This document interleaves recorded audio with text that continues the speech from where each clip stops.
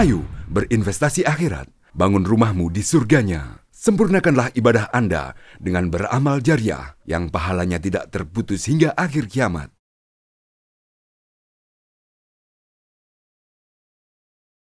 Bismillahirrahmanirrahim. Assalamualaikum warahmatullahi wabarakatuh.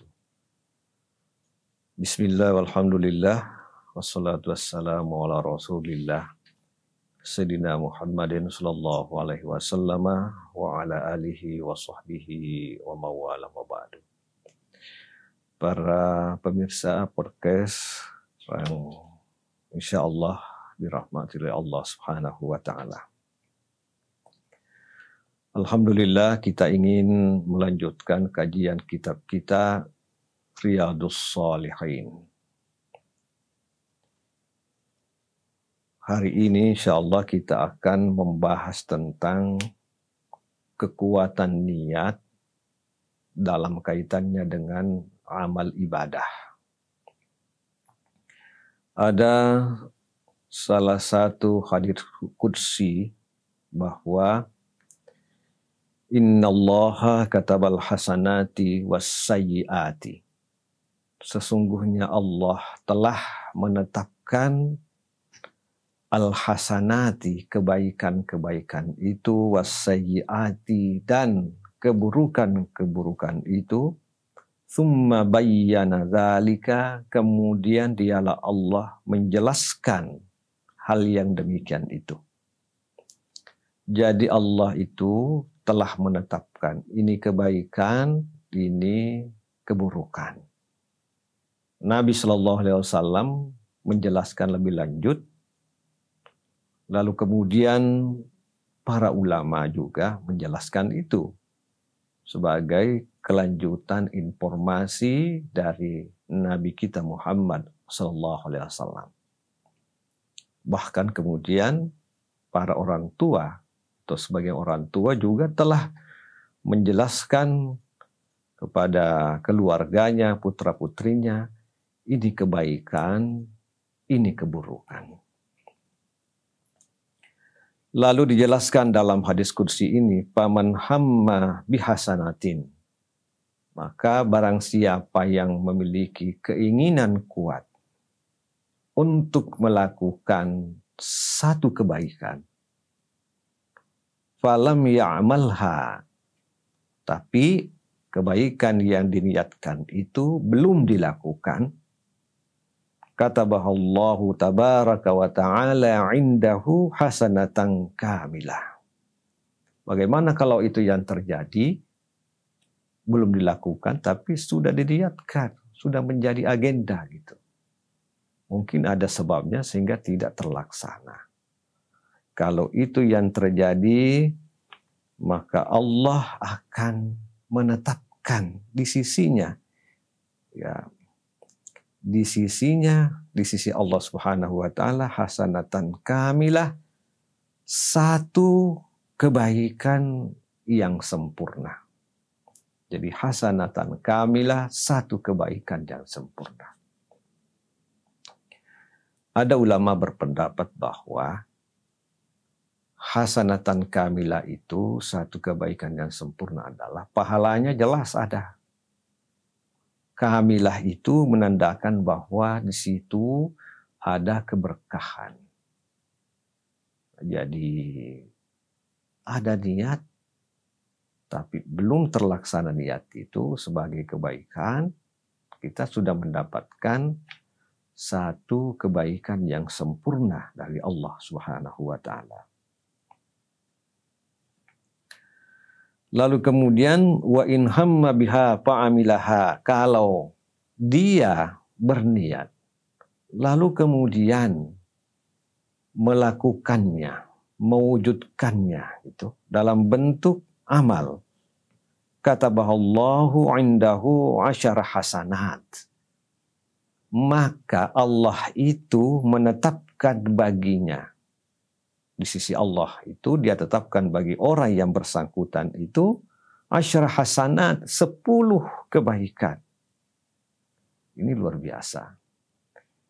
Ila sab'imi'ati dhi'fin, ila ad'afin katsirah, sampai kepada 700 lipat ganda dan pelipat gandaan yang jauh lebih banyak lagi.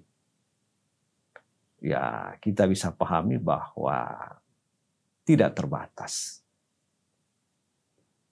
Jadi kalau misalnya itu tadi niat kita wujudkan menjadi kenyataan, maka kemudian Allah menetapkan 10 kebaikan. Sampai, ini ada sampai lagi. Sampai 700 kelipatan. Sampai lagi pada yang tidak terbatas. Jadi 10, lalu kemudian 700, lalu kemudian kelipatan yang tidak terbatas. Jadi apa yang mesti kita lakukan? Yang mesti kita lakukan adalah kita berniat. Niat itu sudah pahala besar. Itu sudah menjadi nikmat Allah yang luar biasa. Kalau sudah ada niat, itu luar biasa nikmat Allah. Itu sudah ada pertolongan Allah bagi seorang hamba. Tentu saja niat kebaikan. Ini yang kadang-kadang kita tidak syukuri. Berniat itu sebenarnya nikmat besar dan kita itu ditolong oleh Allah Subhanahu wa taala. Buktinya berapa banyak waktu sehari 24 jam itu, tapi niat untuk ibadah itu kan kadang-kadang muncul hanya ya sebagai pelengkap kehidupan gitu. Mungkin jarang di kalangan kita itu ya dalam sehari 24 jam itu niat untuk melakukan kebaikan itu menjadi bagian utama kehidupan kita sehari 24 jam. Paling itu hanya menjadi bagian sambilan-sambilan saja.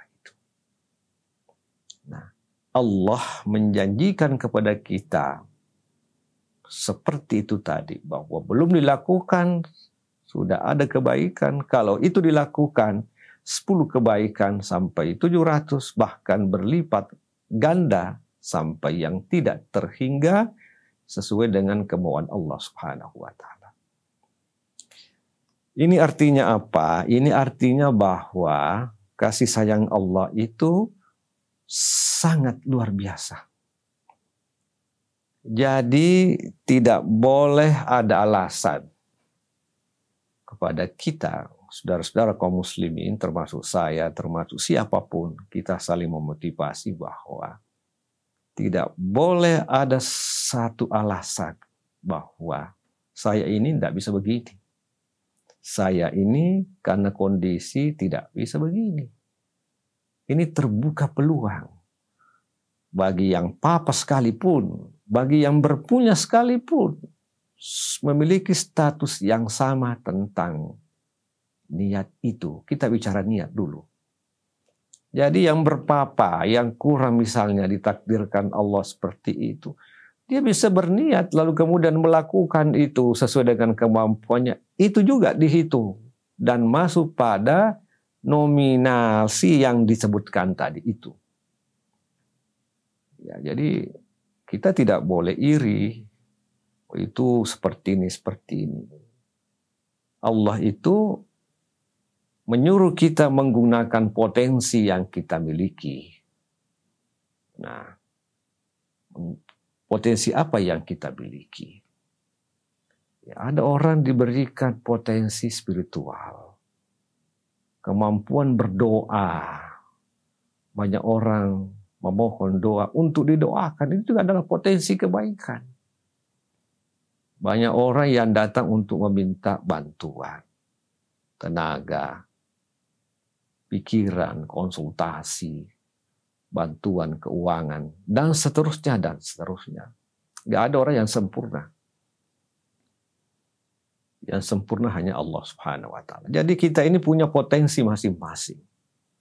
Hanya saja bahwa apakah potensi yang kita miliki itu kita kenal Lalu kemudian itu dioptimalkan sebagai sarana pengabdian kita. Anak kecil yang baru belajar di tingkat SD punya potensi. Ya. Orang tuanya juga punya potensi. Nah, semua kita ini punya potensi. Oleh karena itu kita tidak boleh berputus asa. Bagaimanapun kondisi kita, bahwa pahala itu menanti kita, tidak ada kesempatan yang kosong.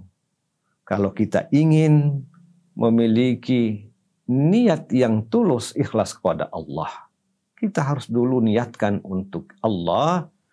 Lalu kemudian persoalan kita laksanakan, ya itu persoalan kenyataan. Mungkin ada hambatan, mungkin ada seperti ini, faktor lain sehingga tidak terwujud. Tetapi yang penting dulu ada iktikad baik, kata orang. Ada niat baik untuk melakukan itu. Betapa dahsyatnya niat seorang mukmin di hadapan Allah Subhanahu wa taala. Ini semua karena sekali lagi kasih sayang Allah yang Allah berikan kepada kita. Saya kira kita patut bersyukur. Apapun kondisi kita, kita harus bersyukur kepada Allah Subhanahu wa taala. Jangan selalu melihat tetangga kita. Jangan selalu melihat orang lain dalam hal duniawi. Mari kita mencoba melihat bagaimana kesehatan Allah berikan kepada kita. Bagaimana hidayah yang Allah berikan kepada kita. Bagaimana Allah memberikan kepada kita ilmu satu huruf, dirangkai, dibaca, dan sebagainya. Sehingga semua ini adalah peluang-peluang untuk kita memperbaiki keikhlasan kita kepada Allah sebagai langkah awal untuk memperoleh sekian kebaikan yang berlipat ganda yang Allah berikan kepada kita. Semoga bermanfaat. Wassalamualaikum warahmatullahi wabarakatuh. Ayo, dukung media dakwah Masjid Agung Al-Akbar dengan ikut berdonasi pengadaan alat multimedia dan operasional dakwah. Usia boleh terputus, pahala jariah mengalir terus.